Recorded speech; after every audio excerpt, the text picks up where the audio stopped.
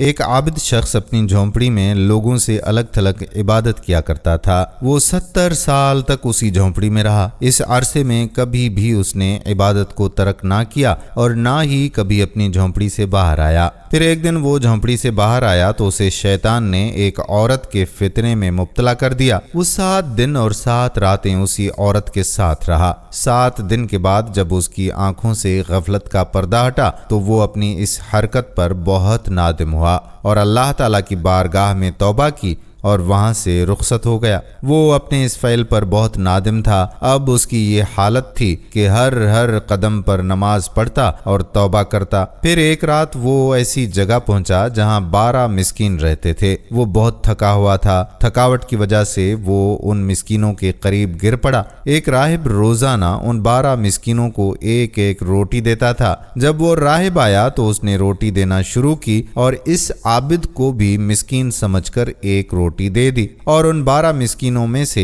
ایک کو روٹی نہ ملی تو اس نے راہب سے کہا کہ آج آپ نے مجھے روٹی کیوں نہیں دی؟ راہب نے جب یہ سنا تو کہا کہ میں تو 12 کی 12 روٹیاں تقسیم کر چکا ہوں۔ پھر اس نے مسکینوں سے مخاطب ہو کر کہا کہ کیا تم میں سے کسی کو 2 روٹیاں ملی ہیں؟ سب نے کہا کہ نہیں، ہمیں تو صرف ایک ہی ملی ہے۔ یہ سن کر راہب نے کہا کہ شاید تم دوبارہ روٹی لینا چاہتے ہو، جاؤ آج کے بعد تمہیں روٹی نہیں ملے گی۔ جب اس عابد نے یہ سنا تو اسے اس مسکین پر بڑا ترس آیا، چنانچہ اس نے وہ روٹی مسکین کو دے دی اور خود بھوکا رہا اور اسی بھوک کی حالت میں اس کا انتقال ہو گیا۔ جب اس کی 70 سالہ عبادت اور غفلت میں گزری ہوئی 7 راتوں کا وزن کیا گیا تو اللہ تعالیٰ کی نافرمانی میں گزاری ہوئی راتیں اس کی 70 سالہ عبادت پر غالب آ گئیں۔ پھر جب ان 7 راتوں کا موازنہ اس روٹی سے کیا گیا جو اس نے مسکین کو دی تھی تو وہ روٹی ان راتوں پر غالب آ گئی اور اس کی مغفرت کر دی گئی۔ سبحان اللہ۔ اس لیے کہتے ہیں کہ مسکینوں کا زیادہ سے زیادہ خیال رکھا کریں اور انہیں کھلایا پلایا کریں۔ دوستو، یہ واقعہ عیون الحکایات جلد نمبر 1 سے آپ کی خدمت میں پیش کیا گیا۔